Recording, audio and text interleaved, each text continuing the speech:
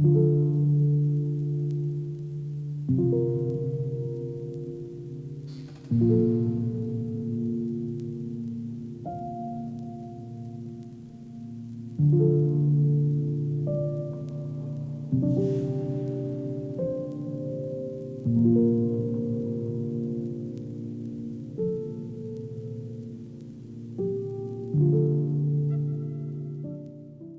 welcome. This was such a fun thing to work on. I just was really excited. And every time an email came from one of the members with their pictures, you know, I thought, oh, I hope that's the book I get. And then the next one would come because they were just so unique and interesting and such incredible work. And so I hope you all enjoy it. The slideshow has a URL, a link. I just posted it to chat, but it will also be coming in the emails you get. So I want to start by explaining how the book exchange is going to work. So last year we got to all draw names out of the hat, and that just doesn't work on Zoom. So I found a way to randomize, and so I matched up the artist and the recipients in a random manner. And that will be, let me go to share. So it's on two different slides. So on the left is the name of the artist, the name of their book, and the person who will be the recipient is on the right. Our first artist is Bonnie Julian, and the top 10 list of tools for book artists, and Abby Birmingham will be the recipient of her book. Bonnie? Hello. This book, which this is the slipcase for the book, and the book is a piano hinge, and one that I learned in a workshop from Helen Hebert earlier this summer. The pages are my eco-dyed papers that were made into envelopes, and the darker ones that you see here are hand-painted, kind of in the style of Randy Parkhurst's work, and wooden dowels, and yes, with little beads here, and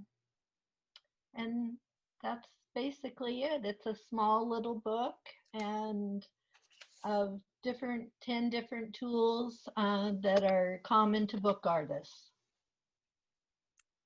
Thank you, Bonnie. You're welcome. And I put these in order as they came in, and the next one is 10 Landscapes by Kim Eisenman. And Elizabeth Walsh will get this book. Cool.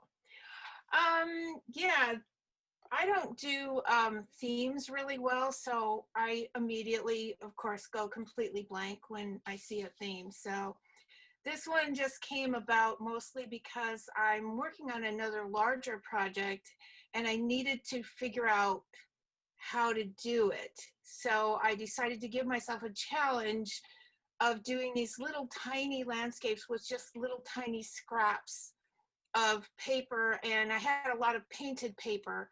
I had a piece that was a really long strip that was 2.5 inches high, and I just tore it into 2.5-inch squares and then worked on the top of that. So as you can see there, the blue and the red is painted onto the paper, and the rest of it's all just little pieces of this and that glued on, basically.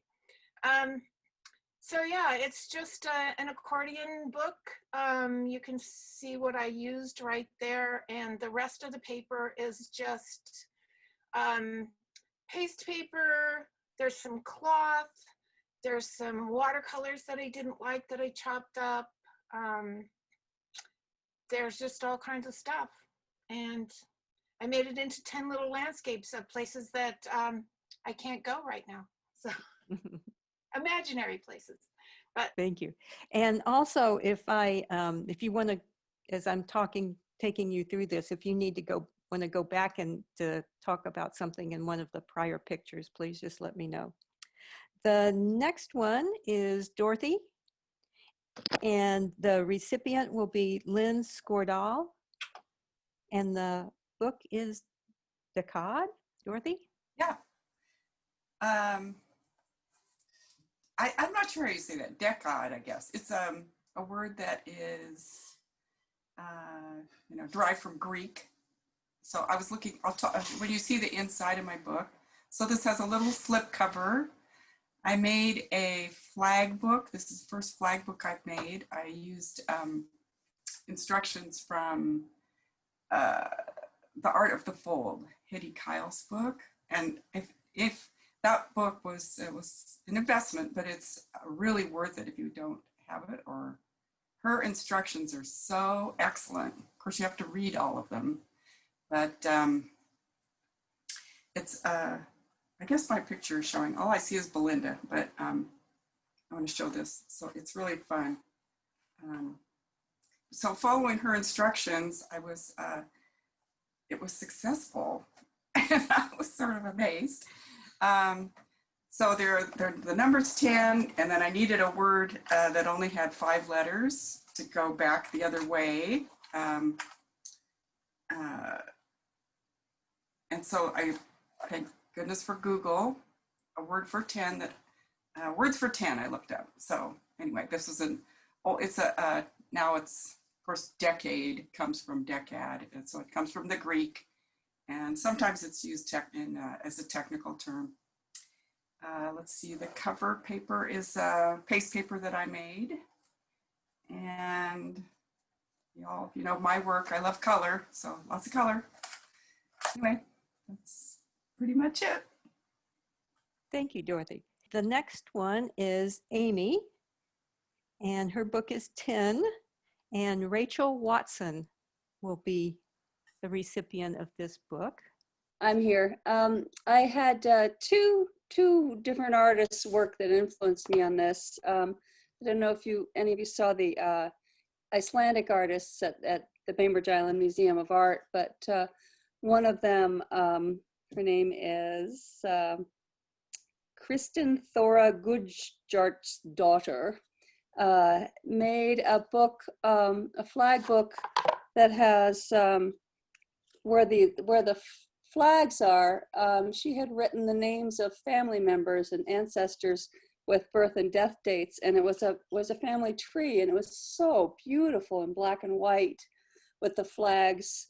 I just love that. And then Jan Owen, who was a calligrapher and hand letterer, did Milton's Paradise Lost, did a few lines from that poem in binary code that she hand lettered, and that was just so lovely. So that's where the visual textual idea came from. And I did make a handy cool little slipcase for it. So that's it. Okay, thank you. And the next one is Lucia, and Bonnie Julian is the recipient of this book. As many of you know, I'm really interested in the connection between Northwest native plants and the animals that have co-evolved with the plants over time.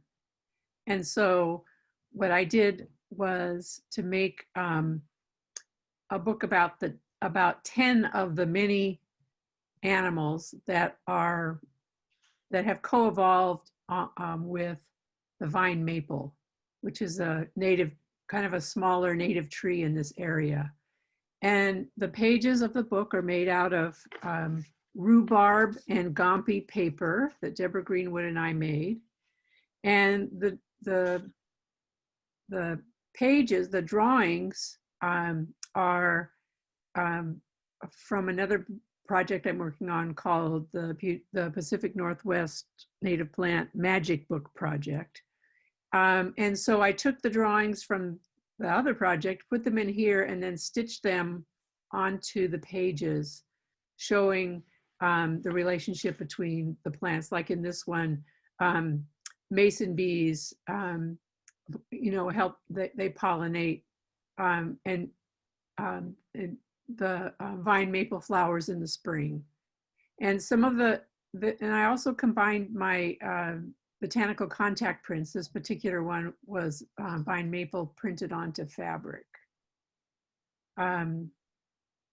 So the book is bound, and anyway, that is 10 organisms that depend on the vine maple. And my goal is to try to encourage people to plant native plants in urban and suburban areas where the habitat is declining. Thank you. Thank you. And next we have Jim Arbuckle, and we had lots of 10 and Jim. Hi. Excuse me? Can It's you hear actually me? John. Excuse me? It's actually John, but Oh, okay. John, See? I John know. Arbuckle. Okay. It's Wonderful. okay. I will change that though. Thank you.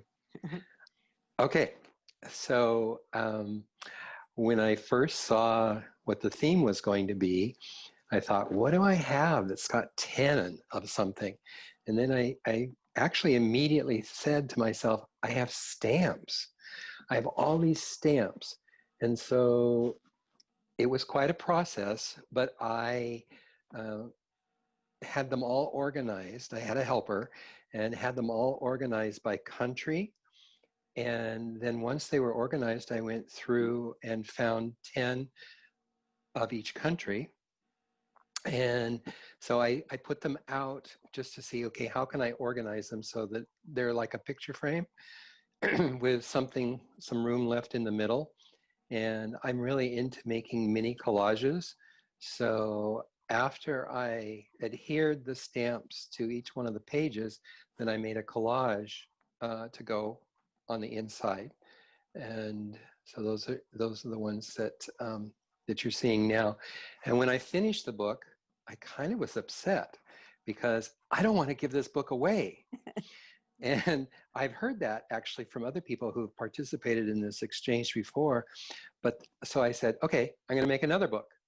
So I made a second book of 10, and I'm keeping the first book of 10. And whoever gets my second book, they're going to get what you're seeing now. I think we had three samples, and I didn't send a picture of the. Oops, I don't know if you can see this or not, but I made a cover, and the cover is made out of this paper that I discovered when I took a book arts workshop in the Shetland Islands. The woman who was the teacher, she had this paper from Holland, and I ordered it, and I love the paper. So it's made in a windmill in Holland, and so that's what the cover is going to be. And the binding is it's folded. The paper was folded into a W, and so it has a double pamphlet stitch. So Yeah. the cover is this special paper, and it was folded into a W, and then I bound it using a pamphlet stitch, but I had to divide 5 and 5 because of the W for the book to be bound. And so it's a very simple binding, but it's out of Keith Smith's book, Non-Adhesive Bindings. So anyway, that's what I did. Thank you. And I don't know if I announced, but Dorothy gets your book. Okay, good. Your second, or your My second one. the book you're not going to keep. Oh, Abby. Yeah. And Kim gets Abby's book. So can you show the slide that has the images on it? I think Yes, that's easier. there you go. So this is it's a photo collage, and the pictures aren't totally clear, but the book is essentially an equilateral triangle that folds in on itself. So if you look at the lower right image, that shows you the book almost completely folded. And the inspiration for the book, I happen to love triangles in general. And I was doing a little research on the number 10. And it turns out that this particular shape, this geometric shape, is called a Tetractys. I'm not sure that's the correct way to pronounce it, but it goes back to the time of Pythagoras. And if you look at the top two images, that's the front and the back of the book. And those numbers are starting at the very top triangle. It's 1, 2, 3, all the way through 10.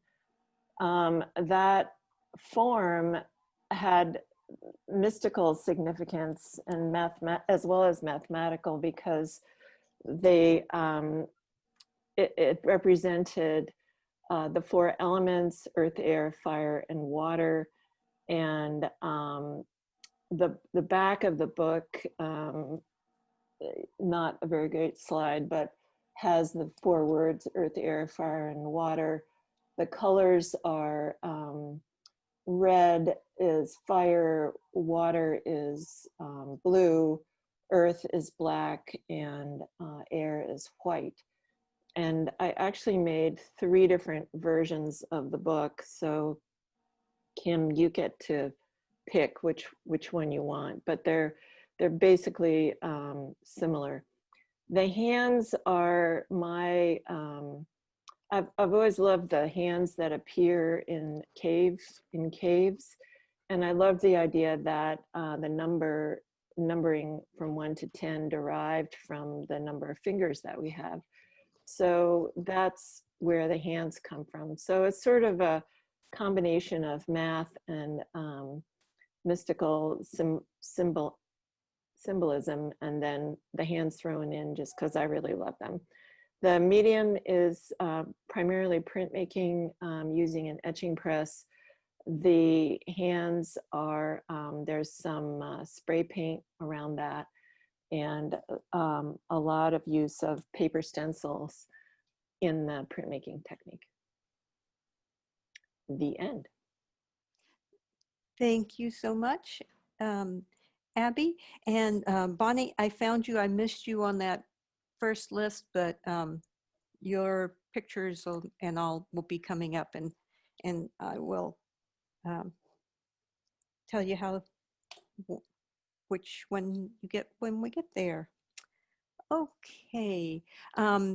Elsie is not here, is she?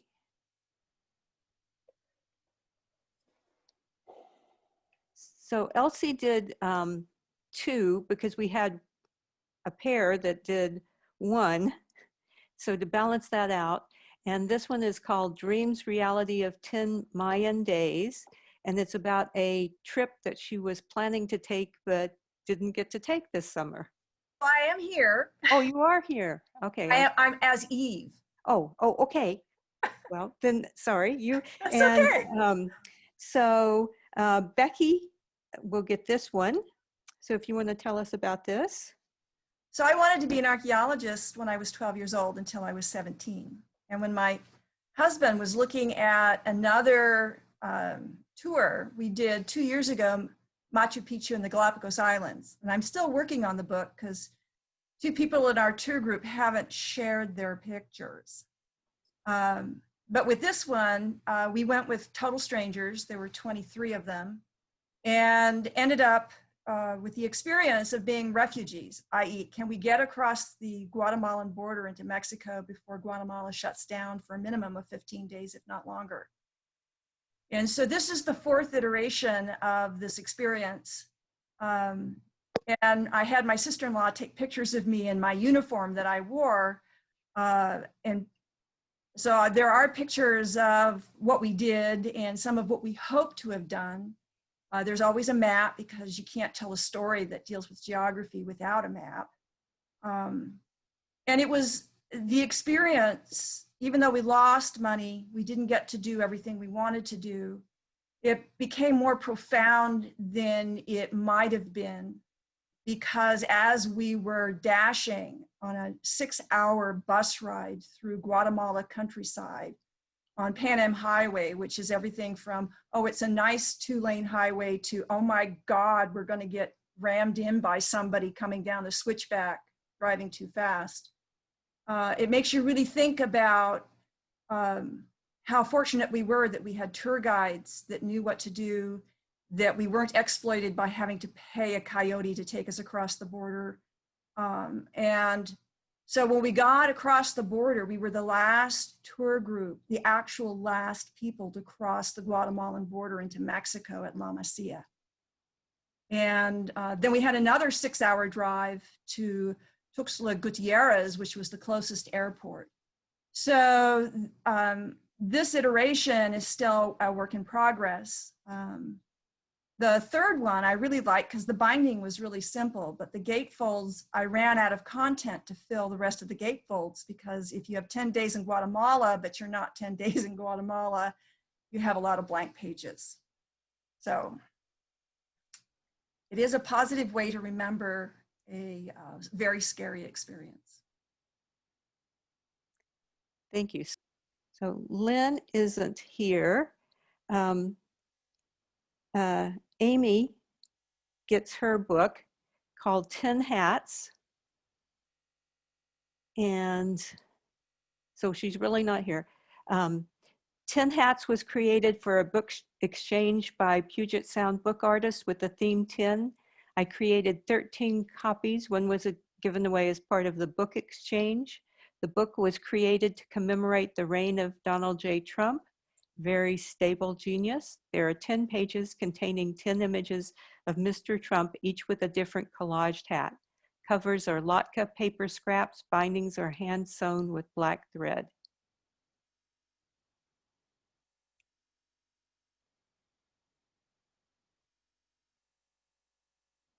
And that is Lynn's book.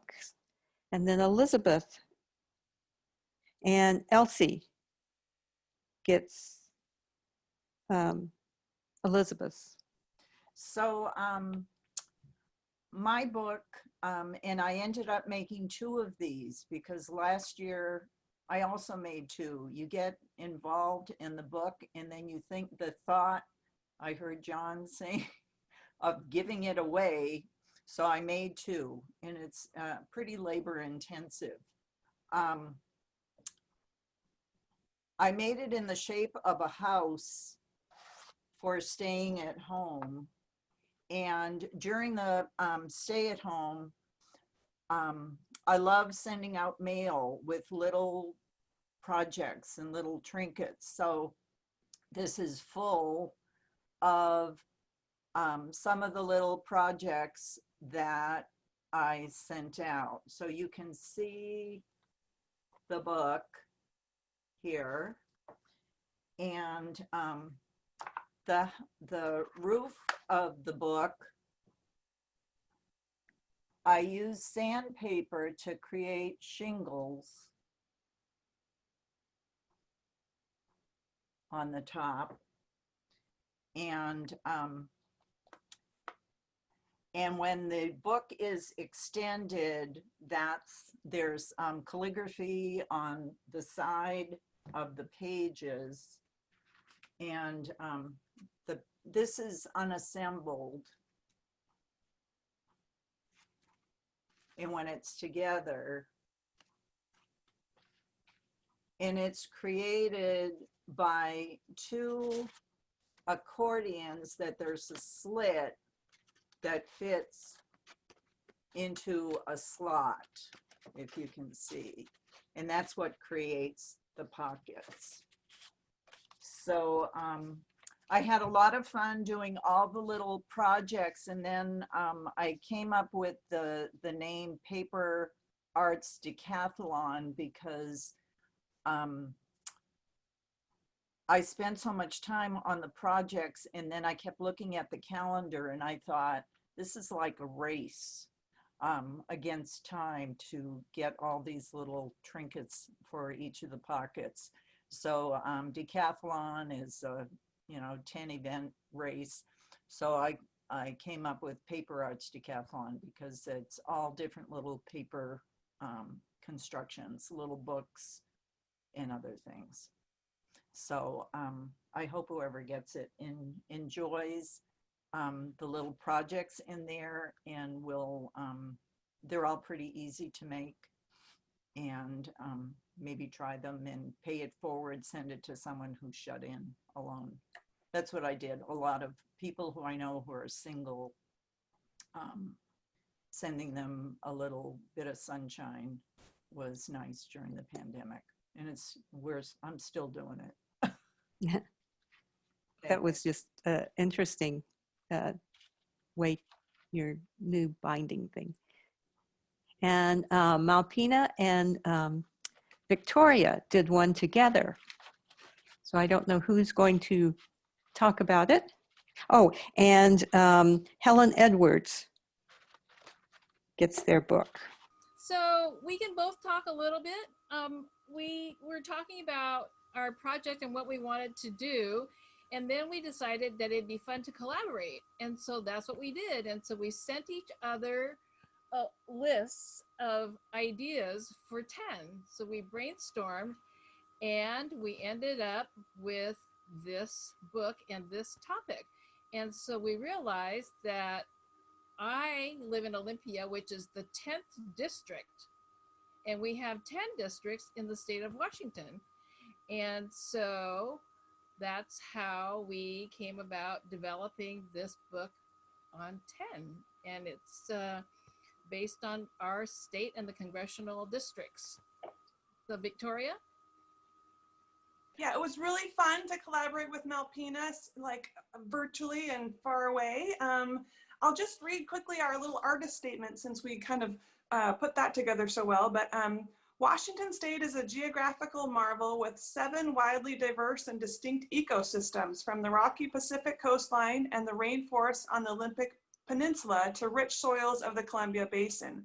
Spanning this geography, the state's 7.6 million residents are separated into 10 congressional districts. This results into 10 individuals elected every 2 years to serve in the U.S. House of Representatives. Currently, these 10 individuals are comprised of 3 Republicans, 7 Democrats, and they are equally split between men and women. This year is not only important for the presidential election, but 2020 is vitally important for the composition and control of Congress. Additionally, 2020 brings the U.S. Census. This count creates the basis of a representative's form of government. The number of seats in the United States House of Representatives is fixed at 435. And the census will force a redistricting of how those 435 seats are split among the 50 states. In 2010 census, Washington State gained our newest 10th congressional district, sending an additional elected representative to Capitol Hill in 2012. With so much at stake in 2020, it's a critical time to appreciate our 10 congressional districts and how they are created, because who knows what our future might hold. So it was really fun to, if you go back to the front image that had all 10 of the state together, Malpina had the great idea of like thinking about it as puzzle pieces. So we had different colors for each of the, there it is, districts, and pulled out for each of the congressional districts. And then all the cities, did the research on all the cities that corresponded to their district. And it's an accordion fold with front and back. So the structure is the Leporello fold. So it's 2 pieces of paper that fit together and create the accordion fold. And so we wanted to have images and text on both sides. And that worked out really great because there are 10 districts, and the way we designed the book, there's 5 pages double-sided. And our research took us to the Washington State Archives, which was really interesting. And so we have new friends in the state archives. Wonderful. Thank you. And Jan Ward did this one called Buddha Buddy. And she isn't here today. And if later on you read her thing, she's had quite a number of things going on in her life. And so this has to do with a little bunny, and it's kind of a story that she put together. And just delightful little drawings that she has put together into a book. Belinda, would you read her statement? Yes. Thank you. Okay. From Jan Ward. The first half of the pandemic, Buddha Buddy taught me how to cope. The second half of COVID so far has been nothing but crises. Mother-in-law fell, my sister and her family evacuated from the California fires, my grandniece's home burned, and her 5-year-old son broke his ankle. When my newest teapot snapped, cracked, and popped, I was inconsolable. This too during the pandemic. I wailed. I am sure just as soon as my next teacher shows up, I will be fine. This book is a one-sheet book, simple and versatile. I used watercolors, colored pencils, and pen on watercolor paper. Theme. From March 2020, most of America was sheltering in place due to the coronavirus. For many of us, it continues still with no end in sight. In reflection, I realize how much simply seeing the bunnies daily helped my well-being. One rabbit, Buddha Bunny, seemed to keep her eye on me. She was never afraid. Even if I spoke about my frustrations or gestured wildly to the heavens or the time when I got caught up in the hose. Yes, those were human noises. She remained calm. Here are a few of the things she taught me. And then we can't quite read. One of them is eat local. I can't quite read the rest, but whoever gets this, which is Bonnie Larson, will get to read how Buddha Bunny helps you during a pandemic. Elsie was kind enough that she had put together a second book. And so would you like to tell us about 10 Squared?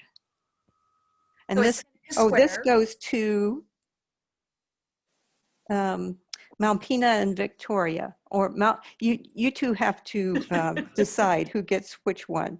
So one of you. So I'm not a hoarder, but as with most of us, sometimes there are just things you can't let go of. You always see a purpose for them. So in 1992, when I was teaching a topography class for the first time, I had another faculty member who was teaching the same course, and my waiting list was really long. And so I wanted to find out who on the waiting list really wanted to do something in my typography class. So all our assignments were the same, except I added this 10 square. There were going to be 10 independent do-it-yourself projects, except for one had to be letterpress printed. And so I did the cover for it, which was the 10 square. We filled the gallery, student gallery space with all these 10 squares.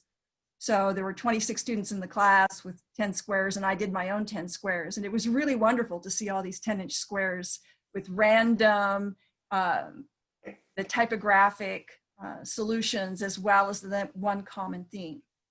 So I wasn't sure I was going to get my 10 days in the Maya adventure done.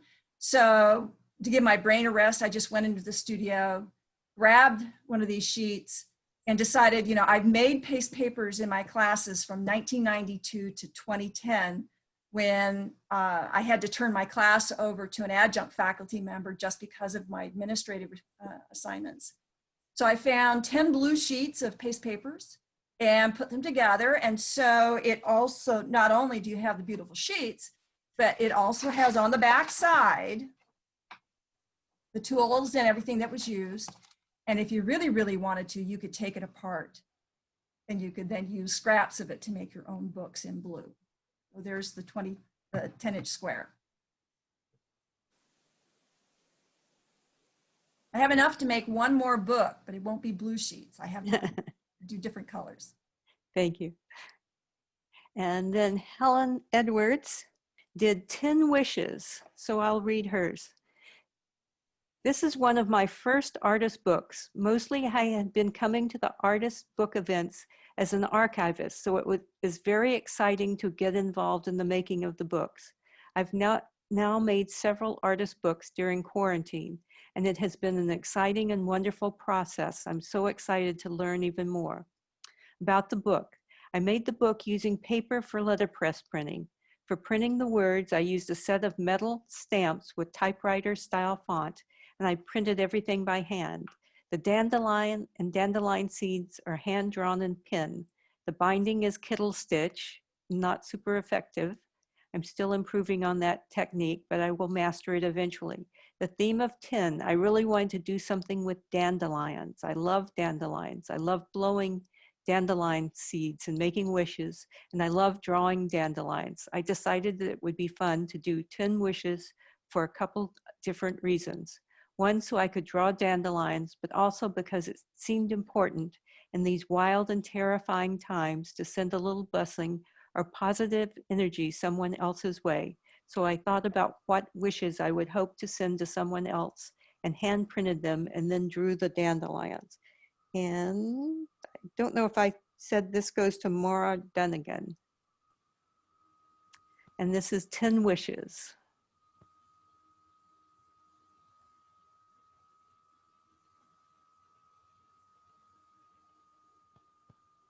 Okay, and then the next is Becky. Hi, this is, I'd taken a lot of photos of Clarissa Sly's,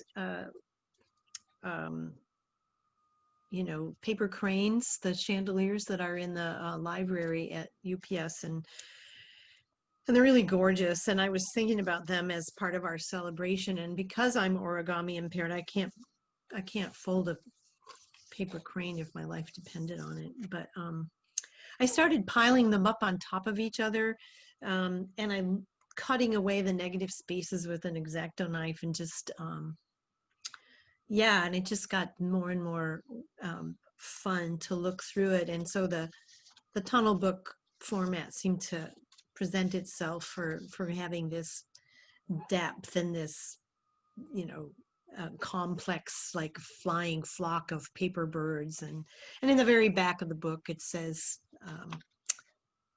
it's upside down.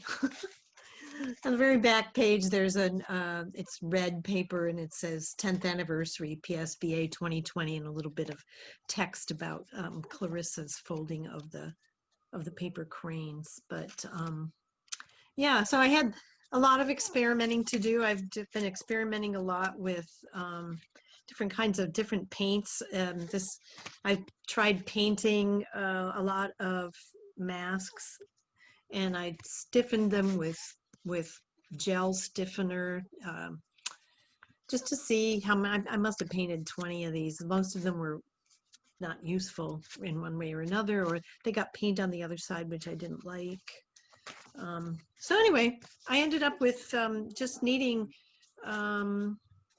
let's see, just 2. And I cut one in half, and I sewed them on the back. I sewed them with a sewing machine and wrapped them around and put a button on there and closed it shut. So it worked. And I don't know if I announced, but Malpina and Victoria get this book. Aw. So they get to decide. Well, I guess I'll make another one so they can have 2. Thank you. Thank you. Okay. Okay, and then now Bonnie Larson. And I get your book. Oh, okay. Thank you. Well, I was somehow into painting daisies this summer. Mm-hmm. And so usually they only had about 5 or 6 petals, but because of our little project, I made a daisy with 10 petals, and I named the book A Daisy with 10 Petals, Spring and Summer 2020, because I didn't want to mention the word COVID or quarantine or any of that, because I'm not happy with it. So, but I think with the with spring and summer 2020, we all know kind of what that means. So, do you have inside pages of that? No, this was the only picture I. Each page has a petal, and then it has in calligraphy a word of something that I have done during our quarantine time. Like this one happens to be walking. So there's 10 pages, 10 petals, and each petal has a word of what I did: baking, sewing, comfort, and different things. So it's put together with a Coptic binding, and it's just a simple little cover on it that is glued on the front and the back. So it was fun to make. Thank you. So this is from Maura. This is a simple book honoring the work of PSBA throughout the last 10 years. The blocks are made of silk organza and embroidered freehand on the machine and sewn up by hand. I have been making blocks for over a decade now. Blocks are one of the first toys we receive as children. First, they are a sensory material, then block play supports mathematical literacy and motor skills and fosters creativity. They are our first book. There is something satisfying about their size and shape that remain attractive through the years. I use blocks to make a variety of sculptural forms. Mara Dunnigan is an artist living and working in Issaquah, Washington. She received her BA from University College Dublin. She subsequently studied at City and Guilds of London, UK, receiving diplomas in design and embroidery and a certificate in patchwork and quilting. She lived in Ireland and Canada until 1998 when she moved to the US. Her stitched work consists mostly of lace cloths created from silk organza and thread, with some small sculptural works. Maura's strong interest in language and history inspires her work, and her preferred medium is embroidery. She has exhibited in the Quilt and Textile Museum Le Conner at Catherine Person Gallery and Method Gallery in Seattle, the Bainbridge Island Museum of Art, and extensively in the Pacific Northwest. She is a member of the Northwest Designer Craftsmen. And here's the blocks. So there's those, and 10. And Rachel Watson, John gets her book. Hi, this is Rachel.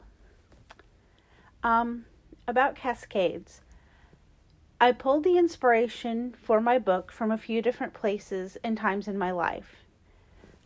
First, since moving to the Pacific Northwest in 2012, I've taken just so much inspiration from the ability to see mountains pretty much no matter where I go. I grew up in a really flat area in northern Indiana, so whenever I get to see the mountains on either side of us, I just don't think I'll ever get bored with seeing that. They're just magnificent. The other part was from the museums that I've gotten to go to while my husband was stationed overseas. We lived in Europe for about 5 years in total. And we went to the Cluny in Paris, and this was the first time I'd ever been able to see stained glass windows really, really up close.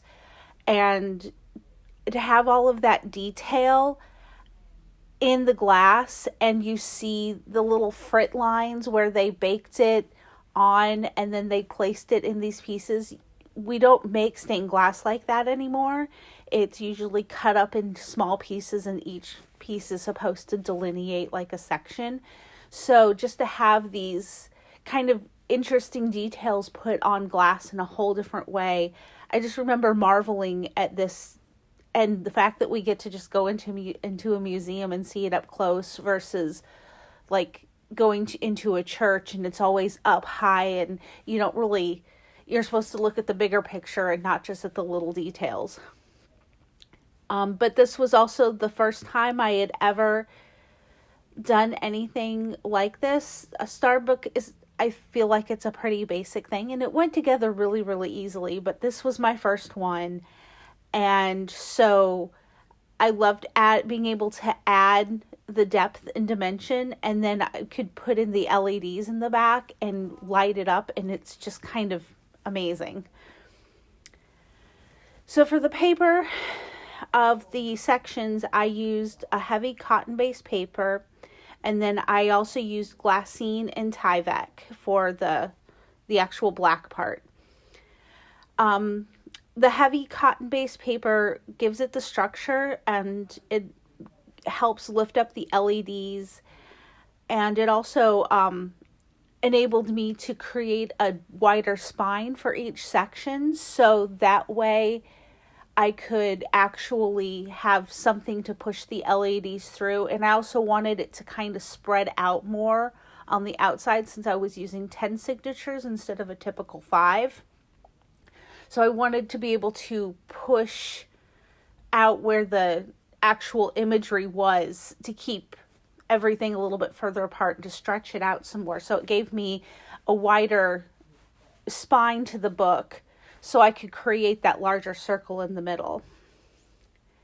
In order to do that, what I did was I measured over for my page, used a score line there, and then measured over, I think it was about 3/4 of an inch for the next score mark, and then I could fold that.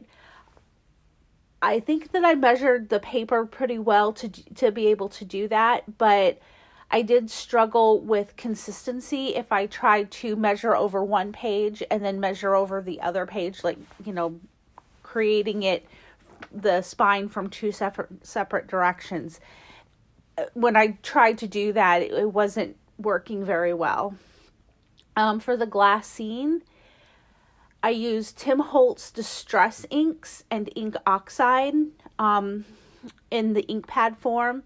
And then with the dauber, I just kind of determined where I wanted the lines for each, the actual color to go. And then I would go in between the two and kind of develop the gradient, so they were kind of flowing into each other on a better than, having just straight, clean lines in between each of them. And this particular gradient, I wanted to express the sunrise over Mount Rainier and the Cascades, one of my most favorite views from when I was still in school. From there, it was really straightforward, and I got to just put the sections together. I used double-sided tape. Actually, I used my ATG gun to put it together. I learned about ATG a long time ago, so and then I put in the LEDs. So the next step I really have to focus on is kind of a way to keep it closed, and then also to help keep it open, because in the pictures that you see, I'm using binder clips to keep the whole book open, and I don't really like that. It doesn't work. I've got an idea for some kind of a strap and little loops, but I have to figure out how that's going to go together. But this is still in kind of a prototype form. I'm hoping to develop one more and make sure it flows well. And then I'm going to end up with like 2 or 3 books for Cascades. And then I'm going to add 2 or 3, whatever corresponding number I do for that for the Olympics. And then that will complete the set for these books. And thank you so much. And so the last entry is mine, and it's called Art Is 10 Artist Quotes to Ponder. And like several other people, as I was learning new things this summer, I ended up trying several different new folds. But the theme was something happened this summer, and I thought I'm tired of hearing female is a descriptor, as in female artist. Females are artists. We don't need that separate descriptor for it. And I was also a research project in part of a participant in a research project about crafting during the coronavirus. And it was, you were supposed to write a journal, and I don't like writing a journal. So I made pieces for the research project. And as I was making them, I was thinking about this whole idea of how creating helps us during times of stress.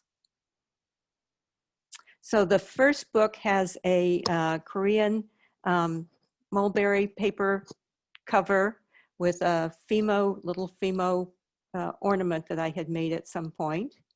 And inside are the quotes. And I learned how to do this spiral fold so that when you fold the book up, it spirals. And that's what the book is. I made a lot of spiral fold books. And then the inside is some paste paper that has an overprint of a fern leaf. And that's one of them. And my book goes to Jan. And then the other one, I was working with the Turkish map fold and the Hungarian map fold. But this one is the Turkish map fold. And I printed paper with some leaf prints and then folded it into this accordioned book with the artist quotes in them. And Lynn, can you tell us about yours? There. So just a second, I want to get my screen up here if I can. There. Okay. Yeah. Anyway, this, my son, when I told him the project, he immediately said, why don't you do a cut book into an X, because X is the Roman numeral for 10.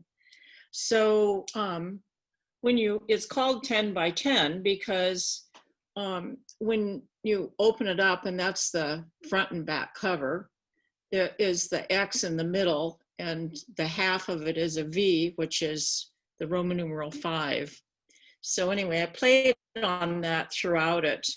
So it has 10 pages, and everything has to do with 10. And this is that theme that's already been spoken about on, we started with 10 digits. And again, the history is not real clear, but it's pretty obvious that's where it all started. And I said initially we used just our digits, we counted with our fingers and toes. Over time, we adopted the Brahmi numerals from the 3rd century BC. The next is, remember what a dime used to buy. So I had a picture of an existing 5 and dime store. It's in Connecticut. And then on this side is neon, which is the 10th element on the periodic table. The pages are numbered for the 1 through 10. And this shows, if I get it up really close, that the Roman numeral 10 comes because of 2 V's stacked, which is what the book is on its side, as a V and making a 10. And then on the other side is just, if normal, doing the math of 5 plus 5 equals 10. And then on the inside, I wanted to do a reference to our group, and I said it all started here 10 years ago. X marks the spot. PSB location, University of Puget Sound, the Collins Library, which is the picture here. And it says V is for victory, no matter how you look at it. Let's plus, which is an X turned on its side, more decades. And there's the victory symbol with the fingers. So again, you've got 10. And bowling and basketball are based on 10. There's 10 pins, 10 frames, and basketball hoops are 10 feet off the ground. And then back to where we started, that John Vincent Alton Assoff, not sure how to pronounce his name, invented the first digital electric computer in the 1930s. It used binary code, which is just ones and zeros, which of course put together is a 10. And it said, but back to our fingers to operate our touch screens. We still use our 10 fingers. And the back. Well, thank you.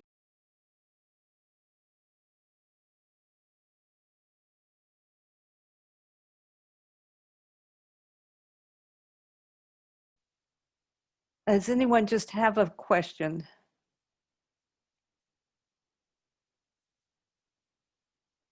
Do you want us to type our questions in the chat or just unmute ourselves and talk? I unmuted myself and I just want to comment how I'm floored by this ingenious, the thought processes that go into the creation of all these individual artist books. It's just, well, I'm speechless, so I stop.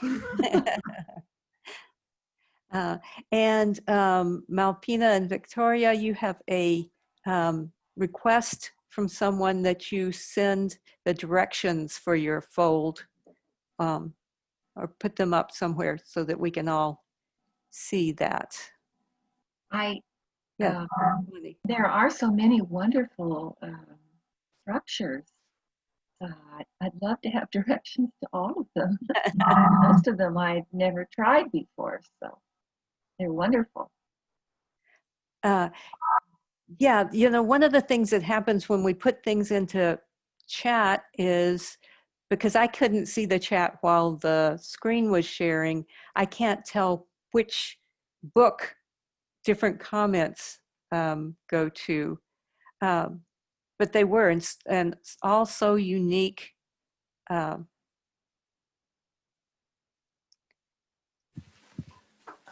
There's a question about, a question for Elizabeth Walsh. People want to know, is there a name for the clever pocket binding you used? And everyone's really curious about that pocket binding. Yes, it's called the Crisscross Accordion Pocketbook.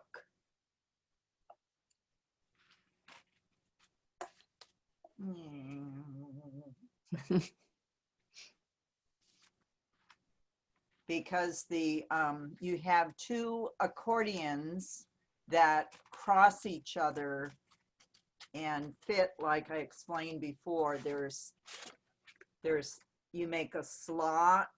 Here, where's my camera? You make a slot in each page of one accordion, and then there's like a valley fold on the other that the slot fits over. And you can make it as long as you want. I've made this structure.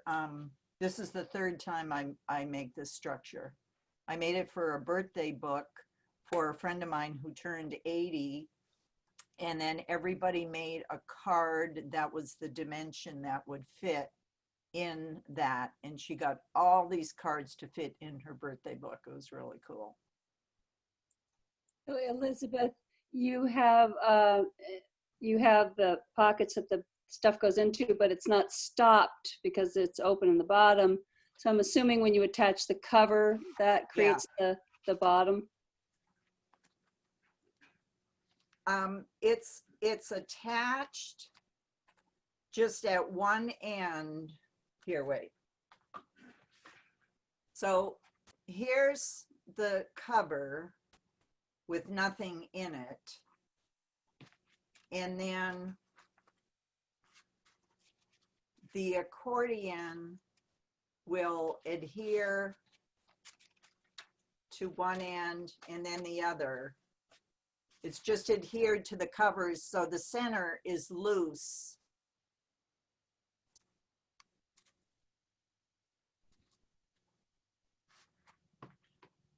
So this is it together. Together and stuffed. And then I had to make something, I did want to tie a ribbon. And so the top was my geometry.